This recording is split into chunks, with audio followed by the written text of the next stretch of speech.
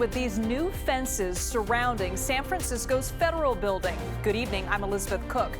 The goal of the fencing appears to stop the rampant drug use just steps outside. Here's what that same area looked like earlier this week. But as Betty Yu explains, not everyone is convinced the fences will actually solve any problems. About 2 weeks after many workers here at the San Francisco Federal Building were told to continue working from home due to safety concerns on the street level, we noticed fencing put up around many of the concrete benches surrounding the building. This is a typical scene outside the San Francisco Federal Building.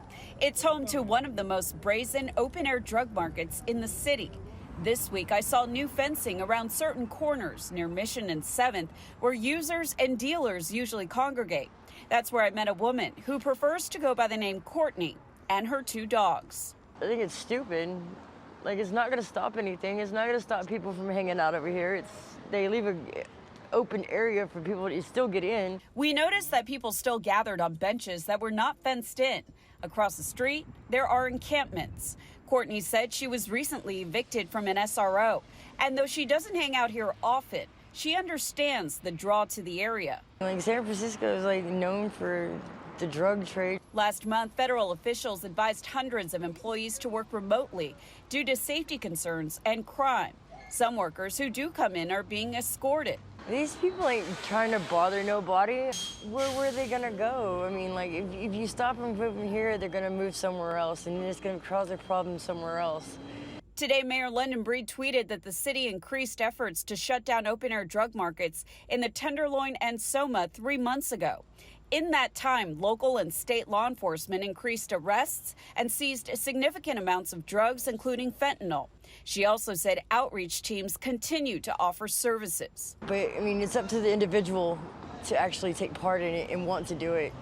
And there's a lot of people out here that don't want nothing for themselves but to get high. Yeah, that's normal. I showed Courtney this video taken a few months ago. Do you think this is a healthy scene for businesses and workers and residents in the area? No, I don't think. I think people should pick up after themselves more. I think they should straighten up their crap more. It wasn't hard for us to find used needles on the ground today. Whether this fencing is a long-term solution or more will be added is unclear. I mean, it's just a waste of city money. Well, here are the new numbers from the city. In just the last 3 months, they've arrested over 300 drug dealers and seized 227 pounds of narcotics, including a whopping 123 pounds of fentanyl alone. The city says the amount of drugs seized this year already surpassed last year's total.